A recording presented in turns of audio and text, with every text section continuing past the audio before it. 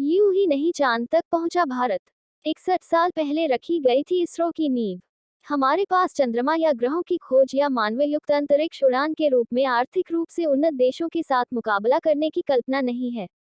लेकिन हम आश्वस्त हैं कि अगर हमें राष्ट्रीय स्तर पर और राष्ट्रों के समुदाय में एक सार्थक भूमिका निभानी है, हमें मनुष्य और समाज की वास्तविक समस्याओं के लिए एडवांस टेक्नोलॉजी के अनुप्रयोग में किसी से पीछे नहीं रहना चाहिए। हम देश के आर्थिक विकास के लिए काम करेंगे, न कि दिखावे के लिए।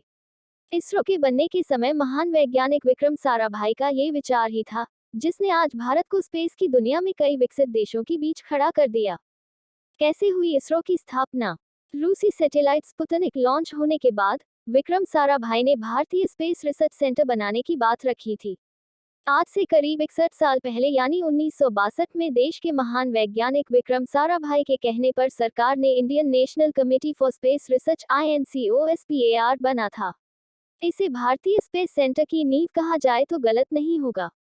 15 अगस्त 1969 को इनकोस्पार का नाम बदलकर भारतीय अंतरिक्ष अनुसंधान संगठन यानी इसरो रखा गया। विक्रम साराभाई ने इसरो की स्थापना की थी। अंतरिक्ष विभाग की स्थापना के बाद 1972 में इसरो को इस विभाग के तहत लाया गया। इसरो का मुख्य उद्देश्य विभिन्न राष्ट्रीय आवश्यकताओं के लिए स्पेस टेक्नोलॉजी का विकास और उनका इस्तेमाल करना है।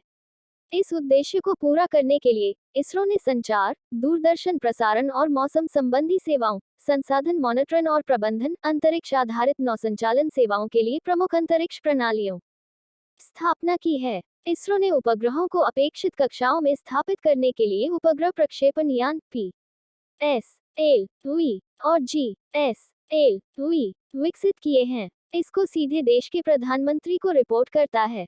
इन वैज्ञानिकों ने रखी थी इसरो की नींव। विक्रम साराभाई के अलावा इसके Mitra CV Raman, Meghnath Saha, Satish Dhawan, Homi Jehangir Bhabha, doctor APJ Abdul Kalam, HGS Murthy, Vaman Dattatreya Patwardhan जैसे महान वैज्ञानिकों ने इसरो के अलग अलग सेंटर्स, तकनीक, रॉकेट्स, इंजन आदि को विकसित करने में मदद की। सैटेलाइट RS-1 अपने घर से लॉन्च किया। इसके बाद इसरो रुका नहीं। इसरो के पास आधा दर्जन प्रकार के रॉकेट हैं।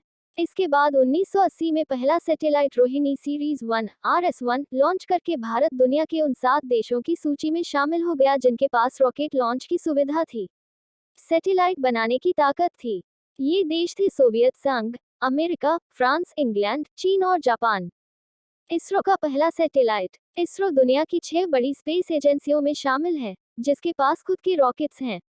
क्रायोजेनिक इंजन है, जो दूसरे ग्रहों पर मिशन लॉन्च कर सकता है, जिसके पास भारी मात्रा में आर्टिफिशियल सैटेलाइट्स हैं।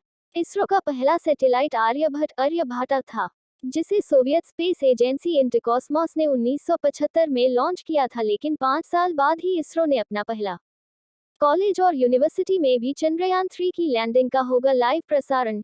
UGC की ओर से जारी खास निर्देशाज इसरो की ओर से भेजा गया चंद्रयान 3 अपने सॉफ्ट लैंडिंग के लिए पूरी तरह से तैयार है। पूरी दुनिया की नज़र इसके सॉफ्ट लैंडिंग पर टिकी हुई है। हर कोई इसे लाइव देखने के लिए उत्सुक है।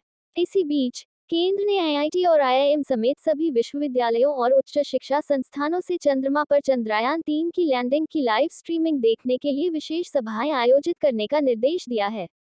पैदा होगी गर्व और एकता की गहरी भावना। उच्च शिक्षा सचिव के संजय मूर्ति ने सभी शिक्षा संस्थानों के प्रमुखों को लिखे एक पत्र में कहा, भारत के चंद्रयान 3 की लैंडिंग एक यादगार अवसर है, जो न केवल जिज्ञासा को बढ़ावा देगा, बल्कि हमारे युवाओं के मन में अन्वेषण के लिए एक जुनून भी जगाएगा। इससे गर्व और एकता की गहरी भावना पैदा होगी, क्योंकि हम सामूहिक रूप से भारतीय विज्ञान और प्रौद्योगिकी की शक्ति का जश्न मनाएंगे।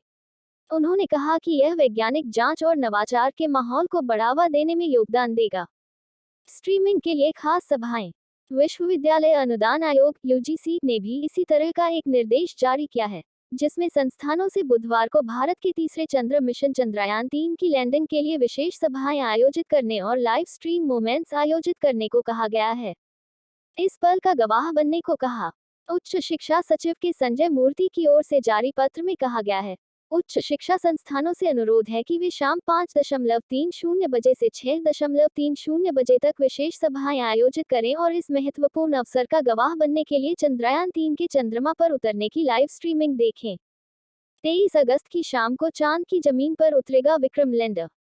भारतीय अंतरिक्ष अनुसंधान संगठन इसरो के मुताबिक चंद्रयान-3 23 अगस्त को शाम लगभग 6:04 बजे चंद्रमा पर उतरने वाला है। चंद्रयान-3 चंद्रमा के दक्षिणी ध्रुव पर सॉफ्ट लैंडिंग करने के लिए पूरी तरह तैयार है।